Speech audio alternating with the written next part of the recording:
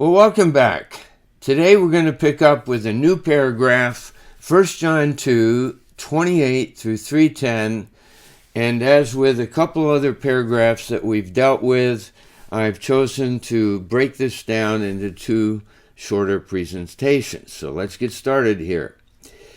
I entitled this paragraph, Children of God with a Great or Glorious, a Grand Future that's in store for them. All right, 28, kainun teknia, and now little children, meneta. I would take this as a present active, imperative, second person plural. Abide or remain in him. In order that aeon phanerothe, now the hina goes with the verb skomen over here. That's a second aorist active subjunctive of echo. And then aeon goes with phanerothe, when he should be revealed. Aorist passive subjunctive, third person singular. So in order that when he should be revealed, we might have boldness or confidence of speech. And in the second part, me aiskunthomen. This is aorist deponent subjunctive first person plural. And it also builds from the hina conjunction earlier. We might not be ashamed from him in his coming, parousia. If you should know, this comes from oida, the perfect active subjunctive, second person plural, but oida is translated as a present. If you know that he is righteous, you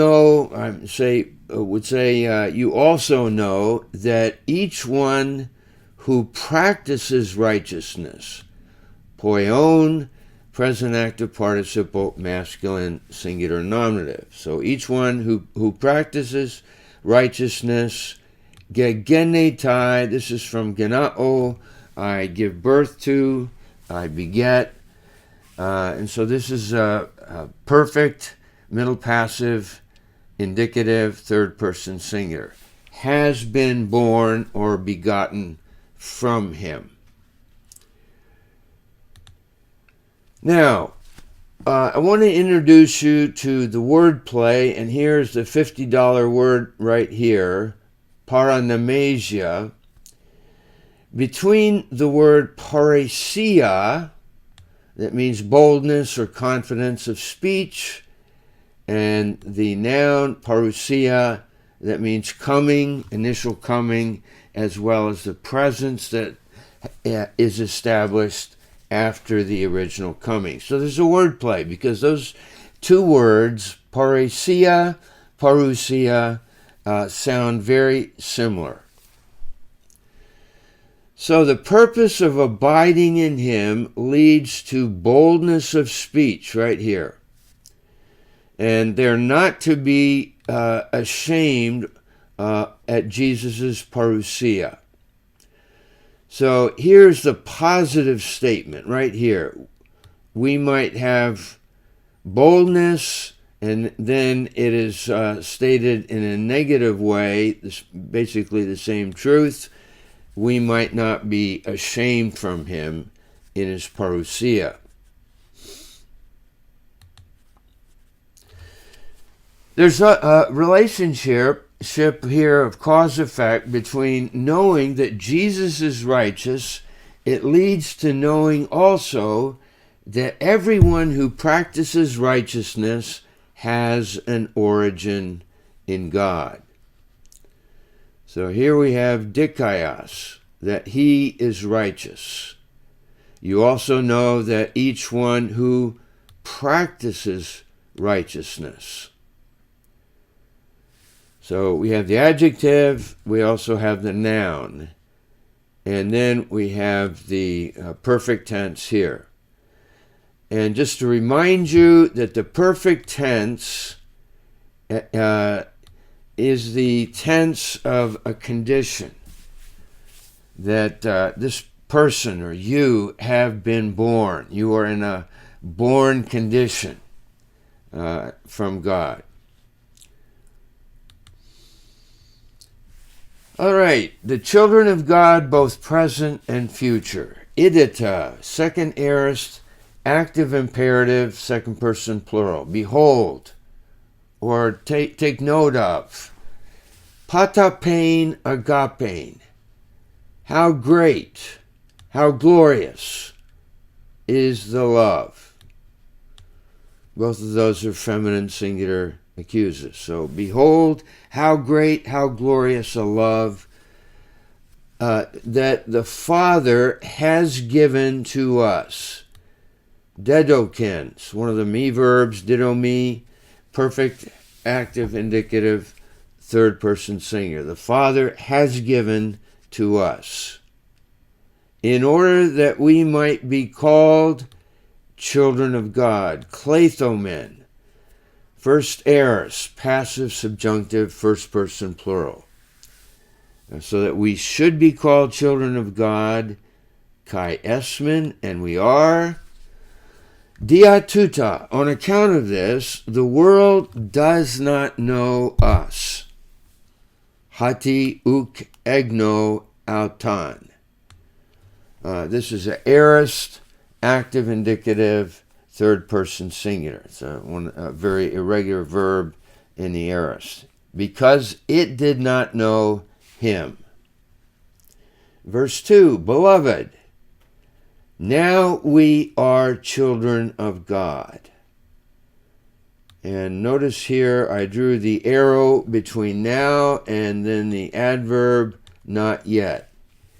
It has not yet been revealed. Ephanerothe, first aorist, passive, indicative, third person singular. What we shall be. Esamatha, future indicative, first person plural. We know that, I go aeon here, whenever phanerothe, aorist, passive, subjunctive, third singular. He should be revealed.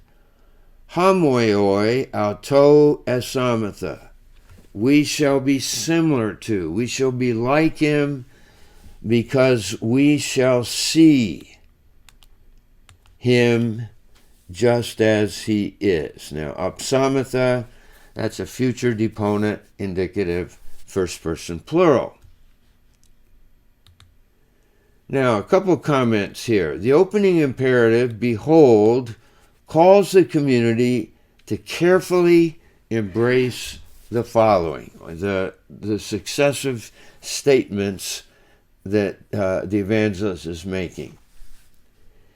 There's a cause-effect relationship between how great, how glorious love of God that leads to being called the children of God. There's also a continuity between the present and future with the privilege of being children of God. So we have the hina here for the subjunctive, in order that we should be called children of God. And then we have esmen, we are, present tense. Again, it's affirmed, now we are children of God, present. And in this next line, it was not yet revealed what we shall be, future. We shall be like him, future again of Amy. And why? Because we shall see him. So we have the juxtaposition here of the present and the future. So let me put this in a different way. There's continuity and contrast between the present reality of being children of God and a mysterious and glorious future. And we note here the adverbs with both the present and the future forms. So here we have the adverbs. Now and then not yet. We have the present of Amy here. We are. Esamatha, we shall be. Hamoioi auto esamatha, we shall be. And then the future here, because we shall see him just as he is. There's also a cause-effect relationship between Jesus coming or revealing and the glorious transition of believers. It has not yet been manifest or revealed what we shall be. And then we have the verb that's repeated, phanerao, reveal, make manifest. We also have an explanation with the hati conjunction, because why believers will be like Jesus when he comes. So here you have the affirmation, we shall be like or similar to him. Why? Because we shall see him just as he is. And let me just suggest that we can certainly ponder the implications of being like him as we will see Jesus. One of the most amazing texts, I think, in the whole of Scripture. In this next portion, hope leads to purity, 1 John 3:3. Kai pasha echon tain elpida tautain. And each one who has this hope in or within himself purifies himself. Hagnidze, present active indicative, third person singular, just as that one, and that one here refers to Christ, is pure. Hagnos there is an adjective, while hagnidzo is a verb. So one final comment here of part 1. There's a cause-effect relationship between the hope of this grand and glorious future and the ongoing need for purity. So it starts off here, each one who has this hope, that is the hope for this incredible future that's in store, purifies himself, that's the effect, and then kathos, just as that one is pure. And then we can also notice with kathos, just as a comparison between Christians who purify themselves and the purity that belongs to the very person and nature of Jesus. So thanks, and then in our next video, we'll finish out this paragraph.